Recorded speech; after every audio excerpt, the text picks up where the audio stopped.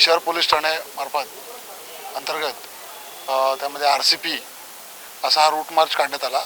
Route मार्चमध्ये जवळपास 5 अधिकारी आणि 60 अंमलदार हजर होते। रूट मार्चचा उद्देश असा आहे की शहरातून हा रूट मार्च काढण्यात आला आहे। कायदा आणि सुव्यवस्थेची स्थिती अबाधित राहावी, कोणीही तसा प्रयत्नही करू नये कायदा आणि सुव्यवस्था मोडण्याचा। त्यासाठी एक जरब बसावी। जो कोणी समाजकंटक असेल, तो असा विचार करत असेल या सणासुदीच्या काळामध्ये असं काही कृत्य करेल तर त्याला जरब बसावी आणि असा कुठलाही कायदा आणि सुव्यवस्थेचा प्रश्न निर्माण होऊ नये म्हणून हा रूट मार्च काढण्यात आला। टाइम्स डिजिटलला लाईक करा, शेअर करा, सबस्क्राईब करा आणि बेल आयकॉन दाबायला विसरू नका। Times digital.